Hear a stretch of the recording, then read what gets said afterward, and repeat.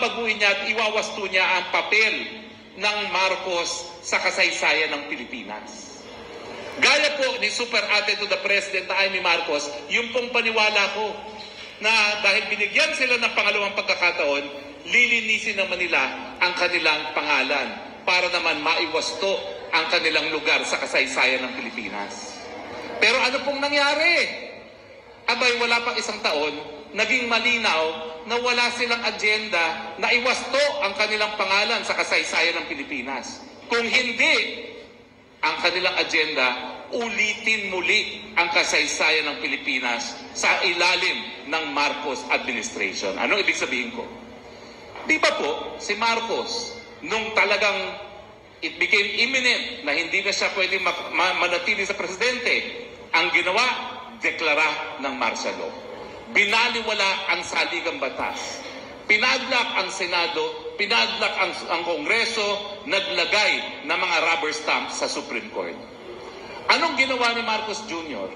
Ang unang-unang inatupag, bagamat ang pangako niya, hindi niya kinakailangan ng charter change. Charter change. Kunwari, People's Initiative. Ginamit ang pera ng bayan para mamili ng lagda. Lininlang ang taong bayan na ang kanilang pinipirmahan na ayuda, yung pala, charter change. At anong babaguhin nila? Dahil alam nila na yung susunod na magiging presidente hindi mananalo kay Inday Sara Duterte, sino ba yan? Kung hindi si Tambaluslos dahil masyado pang bata si anak na congressman. Ang kanilang babaguhin, unang-una, sistema ng gobyerno. Bubuwagin ng presidente, papalitan ng parliament. Dahil sa parliament, yung speaker ang magiging prime minister. Paano nila gagawin yan? Isa lang ang kanilang amendahan sa saligang batas. Yung provision na kapag Kongreso ang magiging Constituent Assembly para mag-propose ng mga pagbabago sa saligang batas, ang botohan ay sa bayan, hindi hiwalay. So anong laban ng 24 senador sa 330 na congressman? Siyempre, mawawalan ng boses ang Senado. Kaya nga po, ang pangalawang gagawin nila, bukod sa Prime Minister, ay buwagin ng Senado. Para lahat, mukhang congressman, dahil mga congressmen, napakadaling bilhin. Bigyan mo lang yan ng pera, go, go, go na sila. Takpan lang ang bunganga. Inulit ang kasaysayan. Correct. Pangalawa, mantakin ninyo, gaya ng ama niya, zero tolerance to critics. Anong ginawa doon sa dalawa kong kasama sa SMNI? Si Lorraine Badoy at saka si Eric. Nagtatanong lang naman, totoo ba na bilyones ang ginastos ni Tambaluslos para sa kanyang pagbabiyahe? Dahil po doon, ikinulong. Di ba ganyan din ang ginawa ng Marcos Sr.? Correct. At hindi pa natapos dyan. Yung SMNI mismo na kaisa-isang telebisyon na pumanig kay Marcos, na pinagkatiwalaan ni Marcos nung nagkaroon ng debate, tinanggalan pa ng prangkisa. Kaya nga, traitor. At siyempre, dahil banta ang Sara Duterte sa kanilang plano na Marcos Forever Part 2, tinanggalan ng budget at siniraan ang pagkatao ng Sara Duterte. Nasaan ang pagbabago, paglilinis ng pangalang Marcos? Inuulit nila ang kasaysayan. Wala pang isang taon, anong nakita natin? Balik din ang crony system ng Marcos Sr. Napatunayan po ito dun sa mga sugar order para pag-angkat ng mga imported na mga asukal na kinamamatay ng mga magsasaka ng asukal sa Negros. Tama. Imantakin nyo, tatlong kumpanya malapit sa kanilang mag-asawa, sila ang nag-propose na kinakailangan mag-angkat ng asukal, sila rin ang pinag-angkat. Nauna pa yung order na mag-angkat sila kesa yung sa sugar order. Kasi yung National Sugar Commission, dapat meron munang sugar order bago mag-angkat. Nauna muna yung authorization to import bago pa lumabas ang sugar order. Yan, gawa ni Lisa. Ang crony capitalism. At pagdating sa smuggling, anong sabi ni Montulfo? Dahilan kung bakit siya natanggal doon sa aking periodiko kung saan ako ngayon nagsusulat. Philippine Star. abay, ang sabi ni Montulfo, nasa likod ng agricultural smuggling, dahilan kung bakit naging 800 pesos kada kilo ang sibuyas ay walang iba kung hindi ang First Lady at ang kanyang kapatid na Martin. Tama si Sabi Marlica. ni Montulfo. Pero ang punto, kay totoo kay hindi, pinatanggal si Montulfo sa Philippine Star. Tingnan niyo yan. Naulit na naman ang kasaysayan. Bukod pa dyan, ano pang nangyayari? Transparency. Itong mga dahilan na ito, yung tangka nilang pagbago sa saligang batas para sila'y manatiling nakaluklok sa pwesto, itong dahilan kung bakit nasimulan ang maisog. Dahil hindi naman po pwede na uulitin na naman ng panibagong Marcos ang madilim na kasaysayan sa ilalim ng Marcos Jr. Pero sa sinimulan namin na maisog na anti-charter change, People's Initiative na katotohanan, yan ay politicians' initiative dahil mga congressman naman ang talagang nagkalap ng mga lagda, kinakailangan din itaguyod yung transparency sa gobyerno.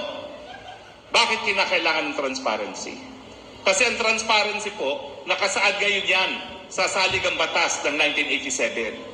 Yung karapatan ng mga mamamayan na makakalap ng impormasyon na nakakaapekto sa kanilang pang-araw-araw na buhay. Lumabas po ang PIDEA Leaks na nagsasabi na meron pong ebidensya ng presidente natin ngayon ay suminghot ng pulburon. Yes. Tinanong siya, totoo ba ho na nung minsan ay kayo suminghot ng pulburon? Ang kasagutan niya, I will not even dignify that with an answer. Matapos na magkaroon ng authentication ng PIDEA Leaks dahil tumayo sa Kongreso si Agent Morales, tinanong siya muli. Anong sagot niya? Ha, ha, ha. Katatawan ba yun? Yung tanong kung siya ay drug addict? Kung siya ay ordinaryong mamamayan, wala akong pakialam kung siya ay drug addict.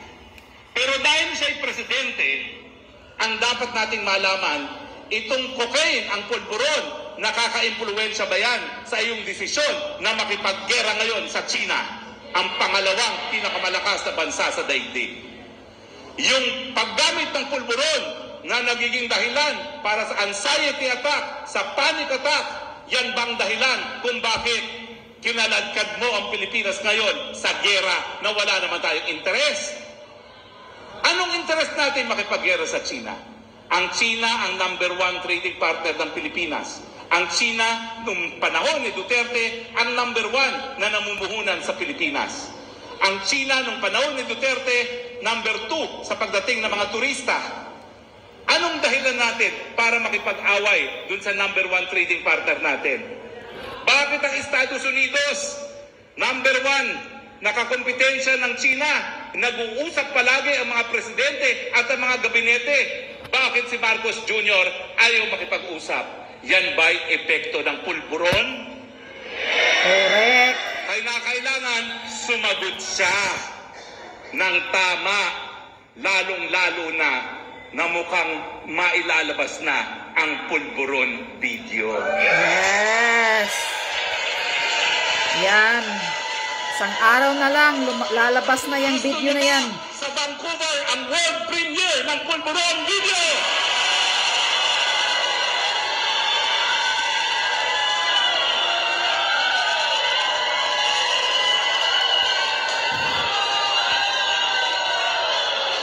Ano ngayon ang kasagutan niya pag nakita na niya ang pulburon video? Ha, ha, ha.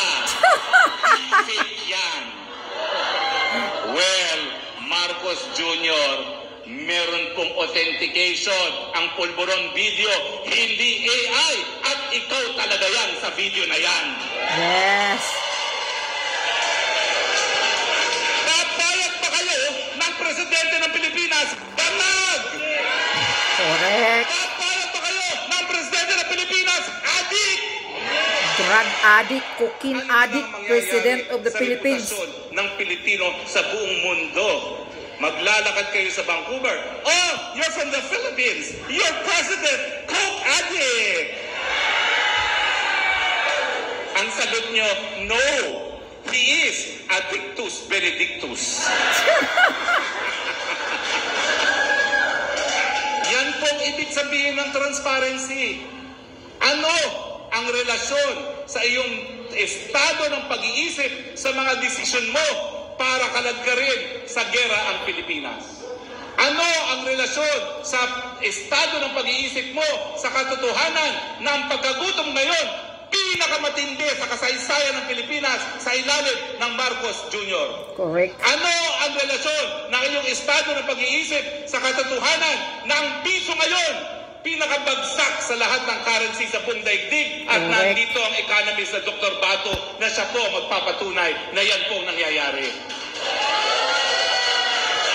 Mamaya siguro bago mag-open forum, huwag niyo akong pakinggan pagdating sa economics, pero kinakailangan pakinggan natin si Dr. Bato pagbibigay siya ng State of the Economy Address. Ano ang relasyon sa kanyang estado ng pag-iisip doon sa sinabi ng Moody's Credit Rating Agency na sa ilalim ni Duterte, we were the darling economy of Asia. At sa ilalim ni Marcos, we are the worst underperforming economy in Asia. Yes. Anong relasyon sa kanyang estado ng pag-iisip sa katotohanan na sulat sa ere at sa tubig ang pangako na 20 pesos kada kilo na bigas? Ngayon po, ang 20 pesos na bigas, isang supot ng ice candy na lamang. Ano ang relasyon ng kanyang estado ng pag-iisip na ang Pilipino nagsabi 76% hindi sila kumbinsado na ginagawa ng tama ang gobyerno para pababain ang presyo ng mga bilihin? Sa katunayan, sang-ayon sa pinaka-latest na survey, 4% lang ang nagsabi na satisfied sila sa ginagawa ng gobyerno para pababain ang presyo ng mga bilihin. Hindi po totoo ha, at si Dr. Bato ang aking teacher dyan, na walang magagawa sa pagtaas ng presyo ng bilihin. Ang sabi po ni Dr. Bato, supply-driven ang ating inflation dahil hindi natin sinusuportahan ang ating mga magsasaka na siyang pinakamalaking contributor sa ating ekonomiya. Ang kinakailangan natin mga magsasaka, subsidiya para sa mga bagong binhi, hybrid varieties na mas maraming mga ani, kahit ano pang panahon, pataba, insecticide, mga traktor, at hindi po importation na dahilan na lalong kinamamatay na ating mga magsasaka. Ano naman po ibig sabihin ng accountability? Alam nyo, sa katotohanan lang, kaming mga anti-Marcos sa sumunod mula, nagsisisi kasi hindi natin naparusahan ang Marcos Sr. Yes. Sa Amerika ngayon, meron silang $2 billion judgment dahil sa human rights violations. $2 billion. Pero isa sa kanilang pamilya, walang nakulong. Yo, yan nga eh. Kaya tuloy, walang accountability, kaya nauulit ang ating kasaysayan muli. Kinakailangan ngayon, kung totoo na ang first family nasa likod ng agricultural smuggling na kinamamatay ng mga magsasaka natin, dapat parusahan, ikulong. Yes, pakulong si Butod at yung kapatid niya. Ang mga korupsyon na nangyayari ngayon sa gobyerno, lalong-lalo na yung korupsyon sa PhilHealth. Alam niyo, masakit sa loob ko yung PhilHealth na yan. Dahil nung ako po'y binigyan ng Panginoon ng magkakataon na maging congressman, tayo po nagsulong ng universal health care na pattern po yan after the National Health Service of the UK. Nakapareho rin dito sa Canada. Ang layunin, hindi dapat ang mahirap na mamatay dahil lamang sa kahirapan. Sagot ng gobyerno ang kalusugan. Yan din po ninanais natin sa Pilipinas.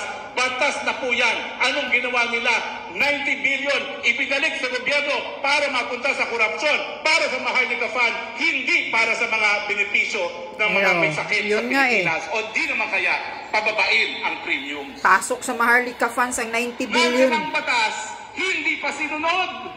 Yun nga. Yan po ibig sabihin ng accountability. Yung mga lumalapa sa pondo na nakalaan para sa mga mahirap na mga Pilipino, dapat ipakulong. Correct. Ang mga smugglers, dapat ipakulong. Ang mga nangungurakot ng ayuda, mahirap na nga, binabawasan pa, dapat ipakulong. Yes. Ang mga addictus benedictus, dapat ipakulong. Ano naman ang ibig sabihin natin dito sa tax na pagkatapos ng transparency, accountability, peace, and security? Sino ba naman ang tututol sa kapayapaan? Sinong ayaw sa kapayapaan? Kaya nga, nananawagan tayo, no to war, yes to peace. Dahil alam natin na nung pangalawang pandaigdigang digmaan, ang Maynila, ang second most destroyed city, second only to Warsaw.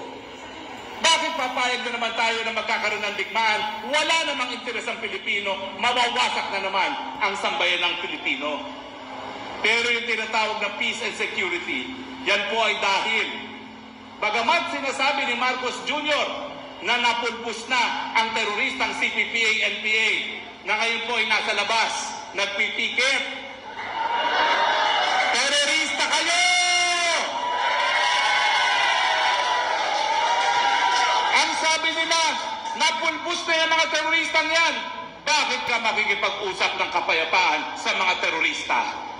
Yeah. Ang mga European Union, ang Canada, ang Amerika, ang Pilipinas, binansagang terorista ang CPP-NPA, bakit ka makikipag-usap ng kapayapaan sa CPP-NPA? Sator Ocampo at saka sino yun? Franz Castro, convicted kidnappers! Bakit ka makikipag-usap ng kapayapaan sa mga convicted kidnappers? Yes. Mga nagpipikit, kidnappers kayo!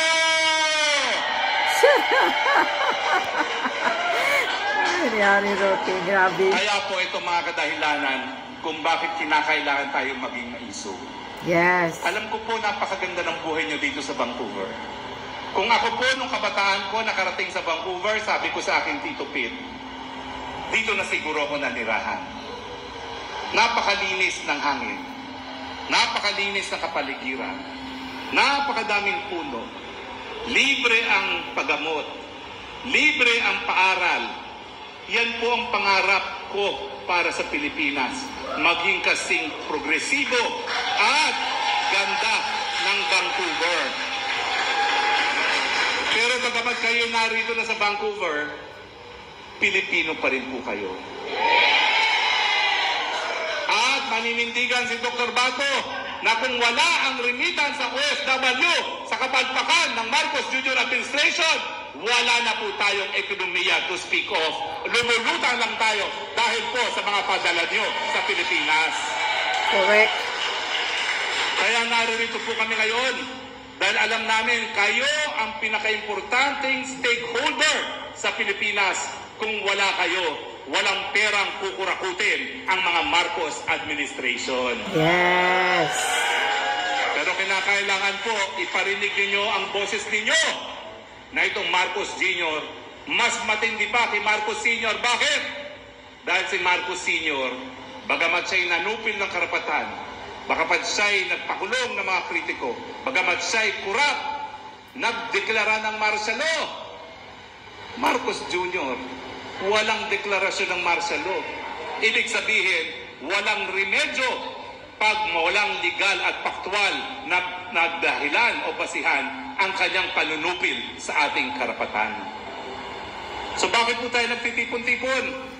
Dahil kinakailangan po kayong dito sa Vancouver at sa Canada maging maisog din.